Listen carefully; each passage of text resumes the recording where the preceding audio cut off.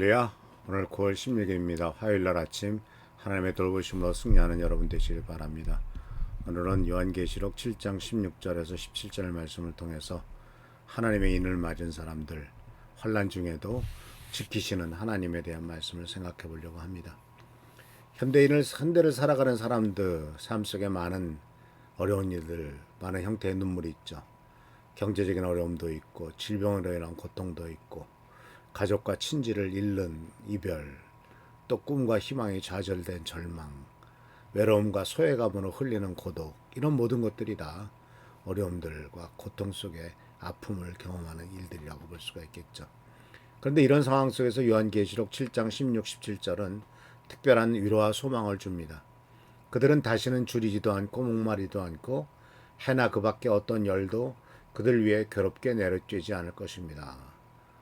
바로 하나님께서 그들의 눈에서 모든 눈물을 씻겨 주실 것이고, 이 약속은 현재의 고통이 영원하지 않으며 하나님께서 친히 우리의 모든 아픔을 치유하실 것이라고 하는 확실한 보장을 제공합니다.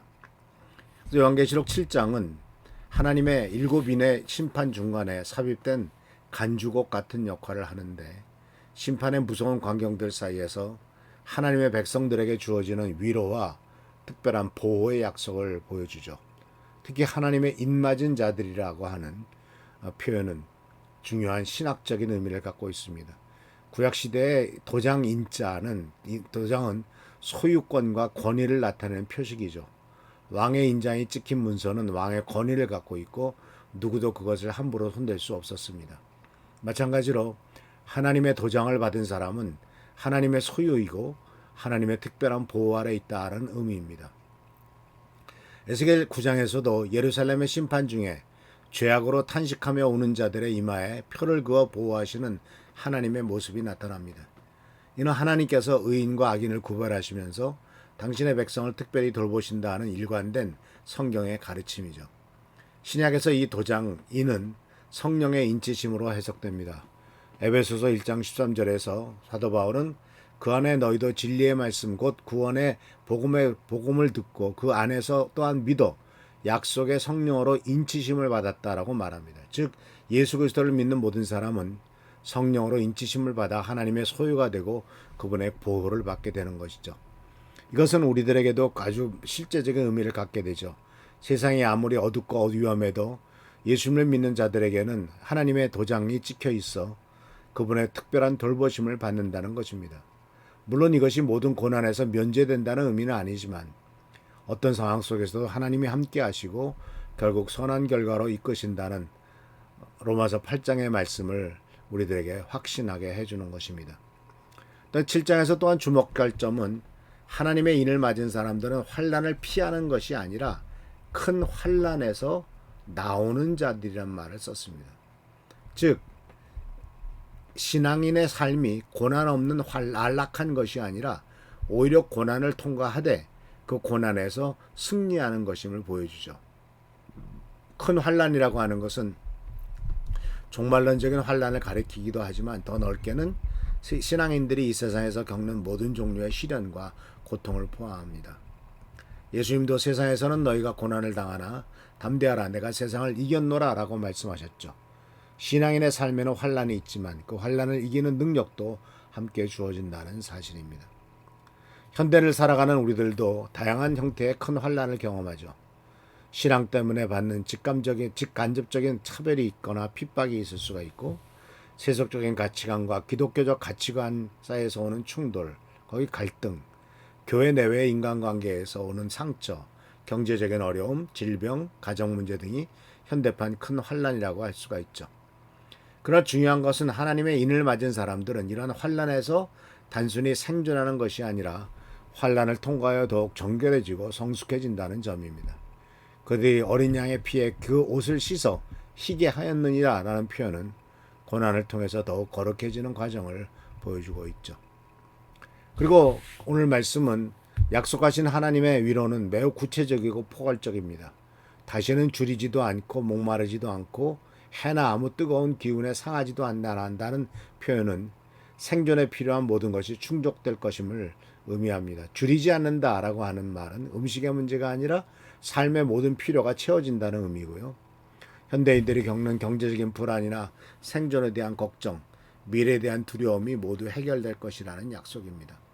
목마르지 않는다는 것은 영적 갈증을 포함하여 모든 갈망이 충족될 것을 의미하며 해나 아무런 뜨거운 것들이 어떤 열도 그들을 괴롭게 내려쬐지 않을 것이다라고 하는 이 말씀은 모든 종류의 해로운 것들로부터 완전한 보호를 약속합니다.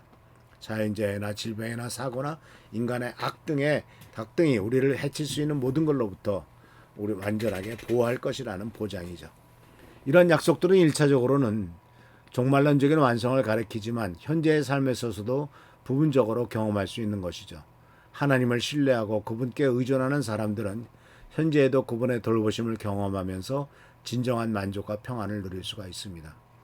특히 보좌 가운데 계신 어린 양이 그들의 목자가 되사 생명수 샘으로 인도하신다는 표현은 바로 예수 그리스도께서 직접 우리를 돌보시는 목자가 되신다는 의미입니다. 시편 23편에 여호와는 나의 목자시니 내게 부족함이 없으리로다라는 고백이 요한계시록에서도 반복되는 것이죠. 본문의 크라이맥스는 하나님께서 그들의 눈에서 모든 눈물을 씻어줄 것이다 라는 말씀입니다. 이러한 약속은 단순히 슬픔이 없어진다는 의미를 의미하는 것이 아니라 하나님께서 친히 우리의 상처를 치유하시고 아픔을 위로하신다는 깊은 사랑의 표현입니다. 씻어주신다는 표현에서 중요한 것은 주체가 하나님이시라는 겁니다. 시간이 지나면서 자연스럽게 아픔이 잊혀지는 것이 아니라 하나님께서 직접 개입하셔서 우리의 눈물을 닦아주신다는 것입니다. 이는 마치 부모가 아이의 눈물을 닦아주는 것처럼 친밀하고 사랑이 가득 찬 행동이죠. 모든 눈물이란 표현은 어떤 종류의 아픔도 예외가 없다는 의미입니다. 질병으로 인한 눈물, 이별의 눈물, 슬픔의 눈물, 배신당한 눈물, 외로움의 눈물, 후회의 눈물, 인생에서 흘릴 수 있는 모든 종류의 눈물을 하나님께서는 다 아시고 친히 닦아주신다는 것이죠. 그래서 우리는 이와 같은 약속을 미래에 경험하게 되겠지만 지금도 부분적으로 하나님의 위로를 경험할 수가 있습니다. 말씀을 통해서, 기도를 통해서, 성도의 교제를 통해서 격려받고 성령의 내재하심을 통한 위로 등이 모두 하나님께서 우리의 눈물을 씻어주시는 현재적인 경험들이죠. 그래서 사랑하는 성도 여러분, 이제 우리들은 하나님의 인을 받은 자로서 살아갈 것입니다. 그것은 바로 하나님의 소유라는 정체성을 분명히 하는 것이고 세상의 가치관이나 타인의 평가에 의해서 자신의 가치를 결정하지 않고 하나님 자녀로서의 존귀함을 인식하고 살아가는 것이죠. 일상생활에서 우리는 매일 아침 일어나서 나는 하나님의 도장을 받은 자다라는 고백으로 하루를 시작하는 것은 우리의 중요한 실천 중의 하나입니다. 어려운 상황에 직면했을 때도 나는 하나님의 소유이므로 그분이 나를 버려두지 않을 것이다 라고 하는 확신을 갖고 또 도장을 받은 자답게 거룩한 삶을 살려고 노력하는 것이죠. 또한 하나님께서 우리의 눈물을 씻어주신다는 약속은 개인적인 차원에서만 끝나지 않습니다. 교회 공동체는 서로의 눈물을 닦아주는 하나님의 도구가 되어야 하죠. 하나님께서는 우리들이 이것이 교회의 본질적 사명 중에 하나임을 가르쳐 주셨습니다. 현실적으로 우리 교회 안에도 다양한 아픔을 가진 사람들이 많죠. 경제적인 어려움, 질병, 가족관계 갈등, 직장, 학교에서의 어려움 등 많은 문제들이 있습니다. 그런데 이런 아픔을 외면하지 말고 적극적으로 위로하고 도와야 할 것입니다.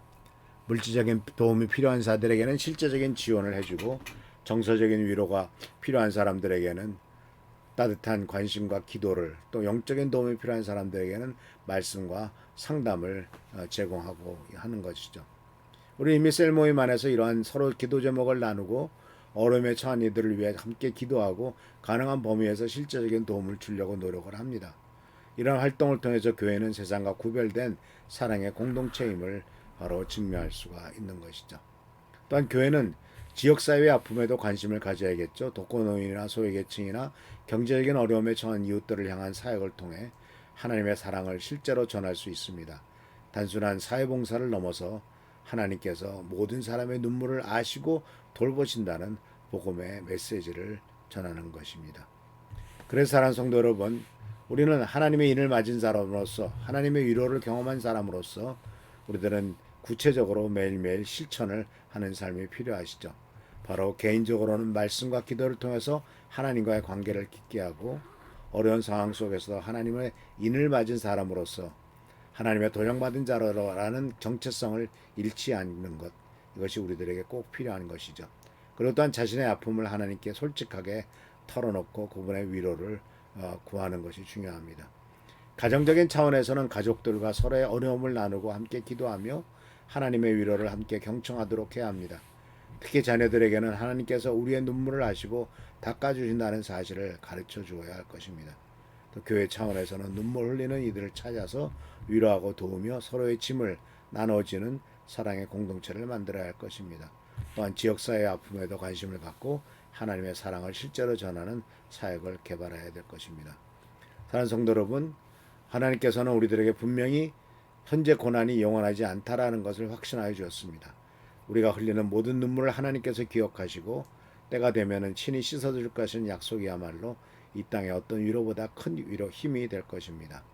우리들은 현실 도피가 아니라 현실을 이겨낼 수 있는 힘의 원천이신 소망을 붙잡고 은혜 가운데 나가는 우리 모두가 되기를 바랍니다. 기도하겠습니다. 눈물을 씻어주시는 주님, 우리의 모든 삶의 아픔을 주님께 맡기며 이웃의 눈물을 닦는 자가 되게 하여 주시옵소서. 주님 앞에 고백하며 기도하오니 이 모든 일들이 우리가 감당할 수 있도록 하시고 주님의 도우심으로 승리하며 주님의 도구로 쓰임받을 수 있도록 축복하여 주옵소서. 오늘도 함께 하시고 축복하시고 채워주시길 바라옵고 예수 그리스도의 이름으로 감사하며 간절히 기도합나이다. 아멘.